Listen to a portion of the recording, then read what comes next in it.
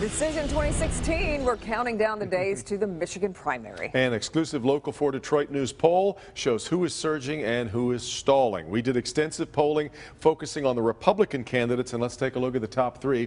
In third place, Senator Marco Rubio comes in with just under 12% of the vote. Yep, and in second place, we've got Senator Ted Cruz. He's got 15% of the vote. And polling at the top, 10 points ahead of his nearest challenger, Donald Trump, with 25% of the vote. But that's not all there is to the numbers or the story here, so let's get right to Mara McDonald. She's live at the Fox Theater tonight where the GOP candidates will be debating on March 3rd. Mara, there's a whole lot to look at here.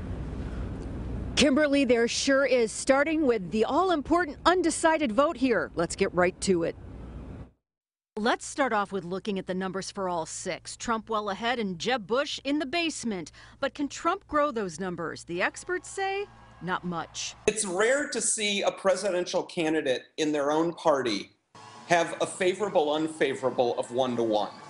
There's as many people who like him as dislike him. And then there's this. 21% of those polled are undecided. Then look at this one. When asked if they would consider changing their mind, 67% of likely Republican voters are either open to change or undecided. But one candidate's voters are more loyal than the rest.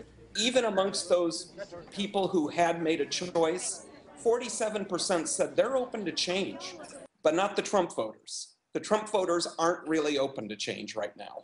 Let's take a look at the breakdown across the metro. Realize Trump leads in every region around the state. But looking at Wayne, he's at 24%. Oakland, a little higher at 27%. But here's the wow. Macomb County, 39%. It's interesting to see Macomb County going 2-to-1 for Trump, and it suggests to me a bellwether of the general election.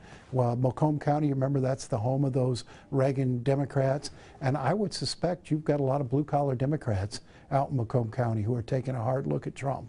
And here's another really interesting number.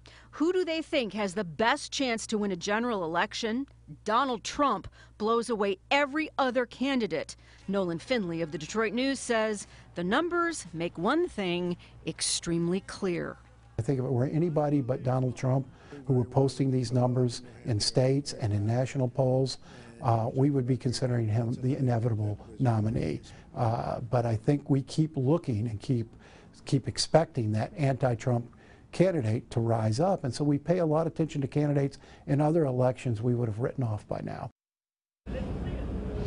Back here live, if you want to take a look at this extensive polling data, I mean, we have a ton of it. All you got to do is get on and click on Detroit.com. Devin Kim, we're live downtown tonight. Back to you. And it is worth a closer look. All right, Mara, we also asked voters how they feel about the job Governor Snyder is doing on the Flint water crisis. The answers might not be what you think. We'll reveal those poll results tomorrow morning on Local 4 News Today starting at 4:30 a.m.